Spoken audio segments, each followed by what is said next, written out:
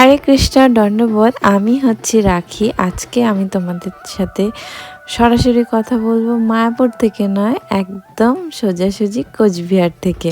হ্যাঁ, আমি এখন রয়েছি কোচবিহারে। আর হঠাৎ আমি কোচবিহারে কেন? কোচবিহার হচ্ছে আমার জন্মস্থান আর আমার ছোটবেলার কিছু কাটানো স্মৃতির জায়গা। আর মেয়েদের তো জানেনই, বাপের বাড়ি এক জায়গায়, শ্বশুর বাড়ি আর এক জায়গায়। তো আমার বাপের বাড়ি হচ্ছে কোচবিহার।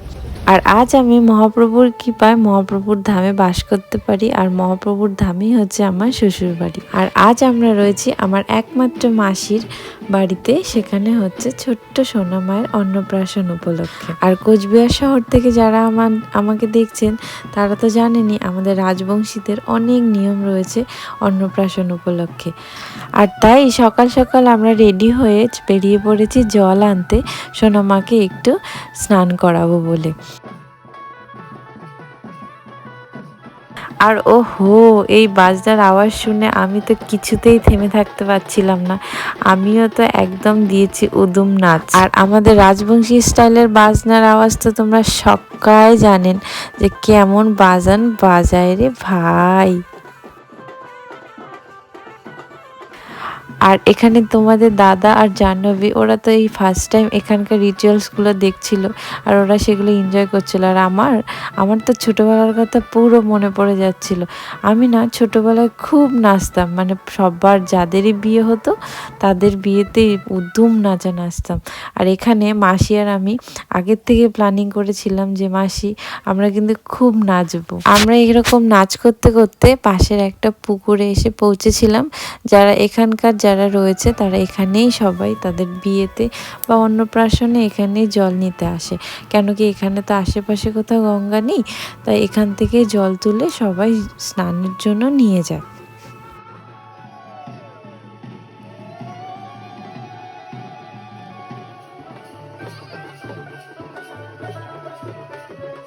আমরা অনেকটা পথ হেঁটে আসার পর এসে দেখছি ঘরে তো যজ্ঞ একদম রেডি, কিছুক্ষণের মধ্যে যজ্ঞ শুরু হয়ে যাবে।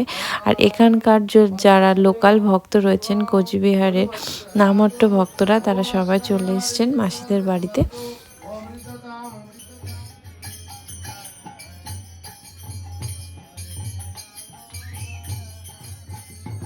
আর এখানে ভাই, মাসি, মেসো, আমার ভাই বউ সবাই মিলে ওরা যজ্ঞের এখানে বসে পড়েছে। আর এখানে যেহেতু যজ্ঞ শুরু হয়ে গেছে, কিন্তু আমাদের রাইসোনা এখনও স্নান করেনি। তো আমরা এইদিকে এক সাইডে ওকে স্নান করানোর জন্য রেডি করছিলাম।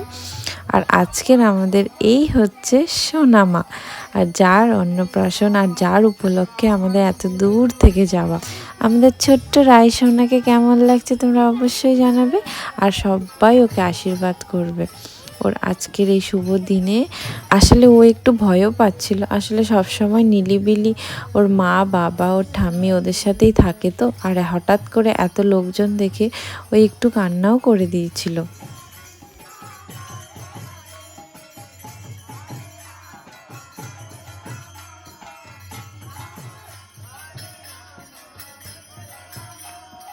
এখানে যজ্ঞ শেষ, আর যজ্ঞের পর সবাই পরিক্রমা করছিল। আর এইদিকে রায়ের দাদু, দিদুন সবাই এসে উপস্থিত হয়েছে অলরেডি। আর এখানে একটু পরেই রায়ের মুখে প্রসাদ শুরু হয়ে যাবে। আর রায়কে আমি রেডি করছিলাম ঘরের মধ্যে। আর রাইসোনাকে দেখুন কত সুন্দরভাবে সেজেগুজে বসে পড়েছে। আর এই মুকুটটা রায়ের পিসু, মানে তোমাদের দীপদাদাই নবদ্বীপ থেকে নিয়ে গেছিলো, যেহেতু ওখানে এই মেয়েদের মুকুটগুলো পাওয়া যায় না। তো ওকে কেমন লাগছে দেখুন তো আমাদের ছোট্ট বউটাকে। প্রথমে প্রভু রায়কে প্রসাদ পাইয়ে দিয়েছিল, তারপর ওর মামা আর সমস্ত ভক্তরা আস্তে আস্তে ওকে প্রসাদ পাইয়ে দিয়েছিল। এরপর ও কি ধরবে সবাই খুব এক্সাইটেড ছিল। তারপর ও যেহেতু ছোট, বুঝতে পারছে না, তাই ওকে ধরিয়ে দেওয়ার চেষ্টা করা হচ্ছিল।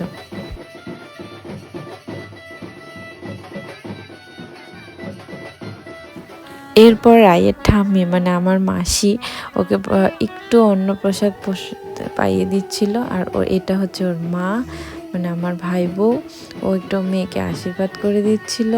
এটা হচ্ছে আমার ভাই, মানে রায়ের বাবা। আর এরকমভাবে একে একে সবাই, আর এটা হচ্ছে আমার আমার দিদা। তো এরকমভাবে আমরা সবাই আশীর্বাদ করে রাইকে নিয়ে ওখানকার রিচুয়াল অনুযায়ী সবাই এরকমভাবে ঘুরতে বেরোয়। তো সবাই মিলে আমরা টোটো করে, অনেকগুলো টোটোতে করে আমরা সবাই মিলে ঘুরতে বেরিয়েছিলাম। আর ওখানে পাশাপাশি জগন্নাথ মন্দির ছিল, সেখানে আমরা দর্শন করতে গিয়েছিলাম। আর এটা হচ্ছে কোচবিহারের সেই নামহট্ট সেন্টার, যেখানে জগন্নাথ উপস্থিত রয়েছে।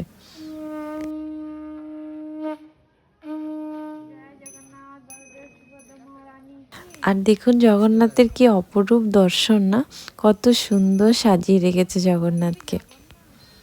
এখানে একে একে সবাই আমরা প্রণাম করে আবার বেরিয়ে পড়বো বাড়ির উদ্দেশ্যে, কেন কি বাড়িতে অনেক আত্মীয় স্বজনরা রয়েছে যারা রায়ের জন্য অপেক্ষা করে রয়েছে। আর বাড়িতে এসে দেখি বাইরে কত সুন্দর বেলুন দিয়ে সাজিয়েছেন, কিন্তু একটা জিনিস তো মিস হয়ে গেছে, সেটা হচ্ছে বাড়িতে এসে এই নাচ। কিন্তু যেহেতু আমাদের সবার লেট হয়ে গেছে, তাই নাচটা সেরকমভাবে হয়নি। তবু আমরা সবাই মিলে, আমি দিদা সবাই মিলে খুব একটু নেচে নিলাম। আর নাচার পর প্রসাদ শুরু হয়ে গেছে, সবাই প্রসাদ পাচ্ছিল। আর এই মুহূর্তটা হচ্ছে রাত্রেবেলা সব গেস্টরা, মানে ওদের আত্মীয় স্বজন সবাই মিলে আসছিল। আর আমারও সেই ছোটোবেলায় একসাথে পড়াশোনা করেছিলাম ছোট ভাইয়েরা, ছোট বন্ধু বান্ধব সবাই মিলে এসছিল প্রসাদ পেতে, আর সবার সাথে দেখা হয়ে গেছিল। এরকম করতে করতে 4-5টা দিন কি করে কেটে গেল বুঝতেই পারলাম না। আর এখন হচ্ছে আমাদের আসার পালা, আমরা রেডি হয়ে এখন বেরিয়ে পড়ব আমাদের আসার জন্য। আসার পথে তো প্রচুর মন খারাপ হচ্ছিল, মাসি কান্নাকাটি করছিল। আরও বেশি মন খারাপ হচ্ছিল, আমার মাসির শরীর বেশি ভালো নেই, তো ওর শরীর অসুস্থতার জন্য চিন্তাও হচ্ছিল। তো যাক, ধামে তো ফিরতেই হবে। তো তোমাদের ভিডিওটা কেমন লাগলো অবশ্যই জানাবে, আর কারা কারা কোচবিহার থেকে দেখছো তারা অবশ্যই আমাকে কমেন্ট করবে। হরে কৃষ্ণা, সবাই ভালো থাকবেন, সুস্থ থাকবেন।